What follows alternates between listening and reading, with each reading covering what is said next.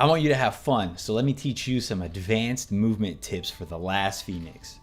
I assume you made it through the tutorial, so I'm not going to teach you the basics. Let's hop right into a level.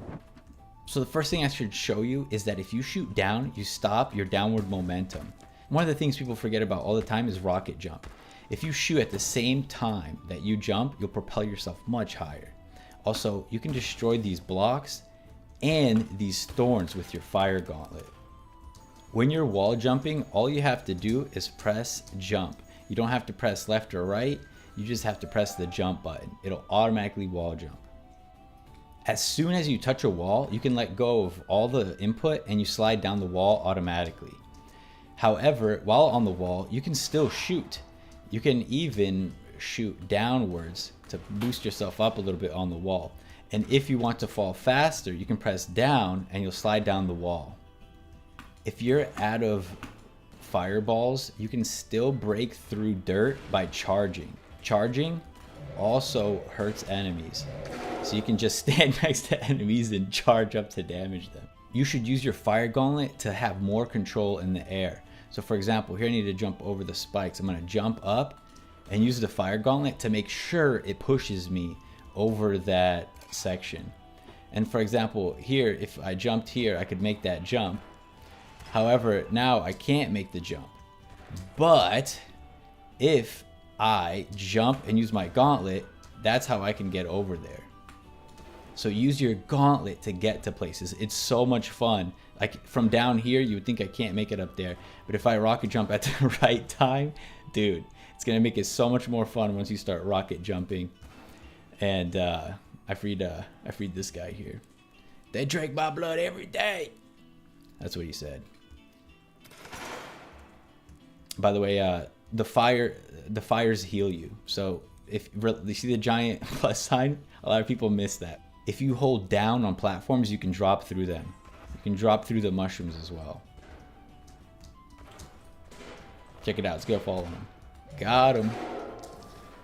It's the cultists on the bottom that were drinking my buddy's blood. So we're gonna go make them pay for it.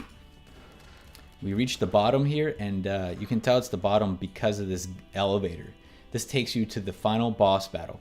But there's two things right before the final boss battle. I'm showing you these. These are a little bit of secrets, but over here you can see there's a fire there. I don't know if you can tell, but there's little embers.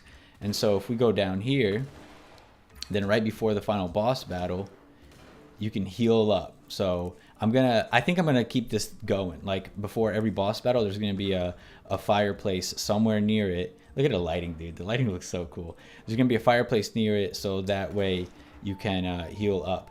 And so also, if you notice here, there's some sparkles. There's also a chest. We can get a health potion. By the way, you can use the scroll wheel to scroll through your items. And Q also switches back and forth. Q is like quick swap. By the way, if you want to change your key bindings, you can press escape, go to options, and then there's rebindings here. If you want to go up a wall really fast, you can wall jump. However, you can also wall run. This is a mechanic people forget about almost instantly because I don't reinforce it in the tutorial. And it is that if you're running and you jump, you have upwards momentum. So for example, look, I stick and slide if I just jump at the wall from above, right? If I like fall down onto it.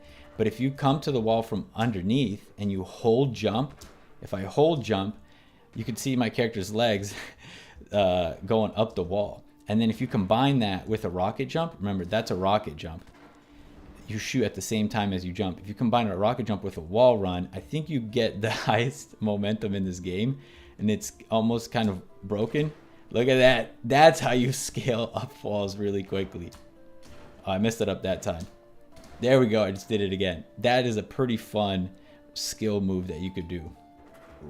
Coyote jump is when you jump after you've run off the edge, and I'm pretty generous with this. Check this out. So it's actually better to jump too late than too soon. I got a cool trick you can do with the bomb. The bomb can be hit with your gauntlet. So check this out. If you toss it, you can shoot the fireball to push it even further, which gives you a little bit more control. You can get ore and destroy dirt blocks with the pickaxe or the hammer.